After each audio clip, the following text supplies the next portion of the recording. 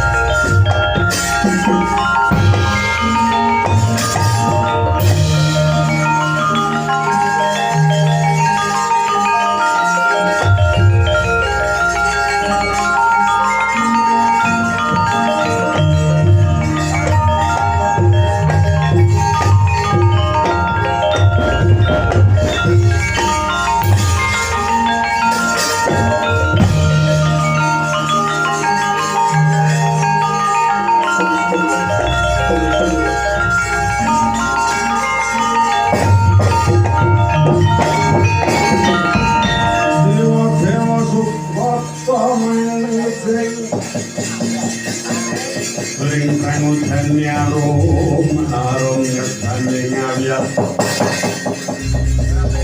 napa dalane jawata mulat mulat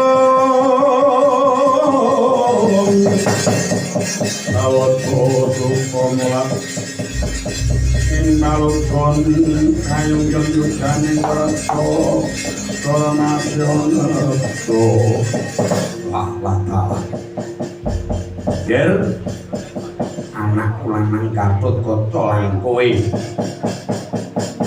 Antasena nuwun timbalan ingkang adhawuh Kanjeng Prabu miji dhateng kang putra kula pun Gatut Kaca ana apa Pakde nimbali karo aku Antasena ora ana nggih iki mengko yen ora gedhekke kelawan kawaspadan anane pirembugan nang sajroning praja kemudian ukur Pandhawa bakal ngenekke wujuding tasakuran kang gedhe ya kuwi bakal ngundi ya kuwi sing diarani sesaji Raja Soya ananging sak tengahing pirembugan iki mau ana kang bakal ngrencoki gawe kados pundi nalaripun ngene ana Nalendra sangka utusaning ratu kang dheweke kepengin bekakak ratu 100 negara sangka pangandikane Wakmu Bathara Kresna ya Wakmu Siwa Kresna yen to sejatine pun wong katelune kalebu wong Mandura Wadirawati lan Wakmu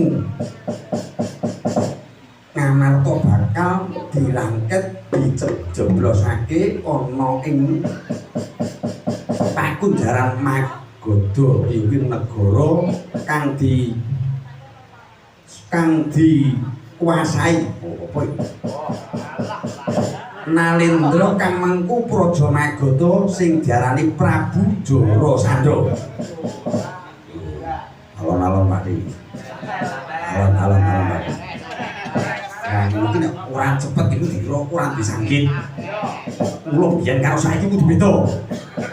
Mula kang sapa kuwi kowe dadi bebetenging jagat utawa bebeteng Senakantini Praja Ngamarta.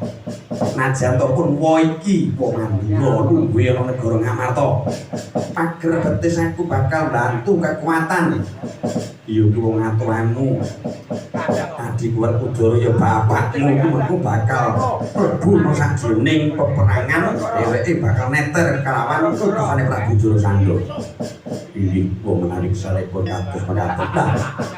Kowe aja ninggalke kelawan kaprainan kae payu-payu bandera runtek ana jabaning Praja Ngamarta kawis padha.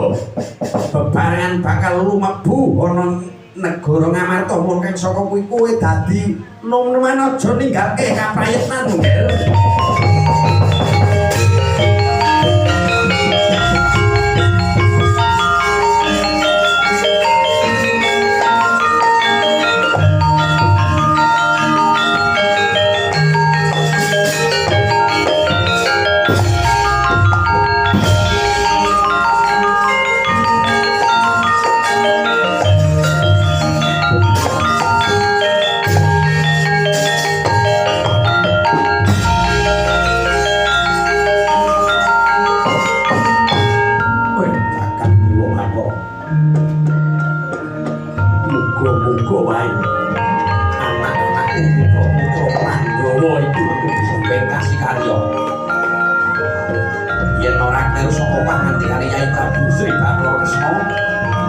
Prabu Jarasandha duwe utusan jenenge Prabu Hamsa karo Prabu Dimbaka.